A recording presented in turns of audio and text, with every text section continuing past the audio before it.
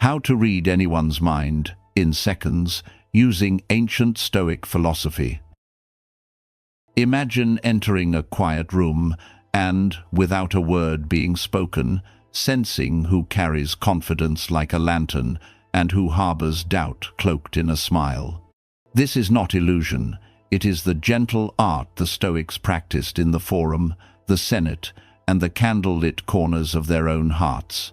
Today I wish to share 5 quiet disciplines, timeless, humane, and astonishingly simple, that allow you to glimpse the hidden currents of another soul. No spells, no stagecraft, only the clear gaze of philosophy turned outward. Why, then, do we so often misread one another? Most wander through life, projecting their private weather upon every face they meet. The Stoics named this haze the fog of self. We mistake our own hopes or fears for the intentions of a friend, a stranger, even a lover, and so trust is misplaced, affections misdirected. The remedy is not a trick of body language, but a disciplined stepping aside. Set your inner narrative down for a moment, and the world's subtle signals begin to rise like stars at dusk. The first discipline is attentive silence. The Greeks called it prosoche, an alert, benevolent presence. When next you speak with someone, count the heartbeats before the urge to reply arrives. Most reach the threshold in the span of a single breath. The Stoic trained himself to wait, to listen, to allow the other's unguarded waters to flow. Silence, offered in this spirit, becomes an invitation. Fears, longings, and small vanities drift gently to the surface, where they may be seen. Second, practice the baseline gaze. Marcus Aurelius counseled himself to look within, yet the same counsel serves when turned outward. Notice how a person stands when at ease. The set of the shoulders, the cadence of respiration, the quiet language of the hands. These details form a portrait of calm. Later, should the shoulders rise, the breath shorten, the fingers fret, the change announces itself like a distant trumpet. Observe the alteration, not the face alone, and understanding follows. Third, choose empathy before judgment. Epictetus reminded his students that anger is pain wearing armor. When you meet a sharp tongue or a cold glance, ask inwardly, what wound gave birth to this moment? Curiosity disarms self-defense. Suddenly you are no longer combatant but witness. People feel the shift and, almost imperceptibly, offer more of their authentic story. Compassion, you will find, is not merely noble, it is clarifying. Fourth, learn the universal patterns. The Stoics read history as others read ledgers. They trace the constants of human motive: fear of loss, the desire for esteem, the ache to belong.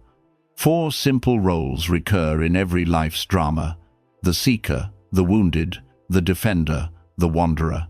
Listen for the part a person assigns themselves. Their next act becomes foreseeable. Promises vary, patterns endure. Fifth, cultivate gentle detachment. Each evening, Marcus Aurelius walked the corridors of memory as though seated in a quiet theater.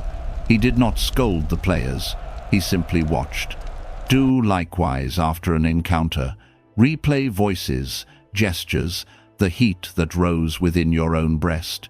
From this modest distance you will spot both another's truth and your own reflection. Detachment is not coldness, it is the clear space where discernment flowers. Now, weave these disciplines together. Enter a room and offer 5 seconds of genuine silence. Observe posture and breath. Ask yourself which ancient role the stranger has chosen. Pose one open question: what brings you here today? Then rest once more, in attentive quiet. Within half a minute, you possess a faithful sketch of an inner landscape, one that casual conversation might fail to reveal in a year. Consider 3 brief scenes. In an interview, a candidate strides forward, voice resonant, Yet beneath the table his ankle locks the moment quarterly targets are mentioned. Guarded confidence, fear of scrutiny. Note the signals. Place him where challenge matches his courage, not where pressure will eclipse his light. On a first date, your companion laughs softly, yet her gaze drifts, phone placed face down like a secret. She is outsider seeking harbor. Offer a small, honest tale of your own misstep. Watch shoulders loosen, phone turns upward, trust begins. At a marketplace, a merchant leans too close, mirrors your idiom, flashes a smile that never reaches the eyes. When you say, "I will reflect and return," note the quick compression of lip contempt, barely checked. Step away. The bargain was never balanced.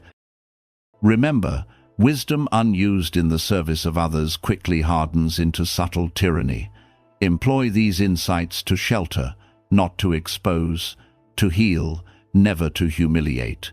Reputation, like the Roman roads, is built stone by stone. A single act of manipulation may send the whole length crumbling. Accept a modest challenge. For one day, enter every room as a quiet student of life. Count to 5 before speaking, baseline scan. Name the role you perceive. At day's end, record 3 predictions on paper. On the morrow, measure their truth. You will discover your accuracy rising like morning light upon a calm sea. 70% or more, a vast advance upon chance. You now carry ancient firmware refined in the forum, the legion, the solitude of imperial knights. Let attentive silence grant you the first line of another's story. Let the baseline gaze supply the map. Let empathy offer the master key. Let universal patterns provide the forecast. Let gentle detachment keep your judgment clear. Walk gently into your next encounter, not as a detective armed with certainties, but as a guest honored to glimpse the hidden poetry of a fellow soul. If these words have served you, share them with a friend who still believes minds can be read only by magicians. Until we meet again, keep your eyes kind, your ears open, and your own heart unguarded.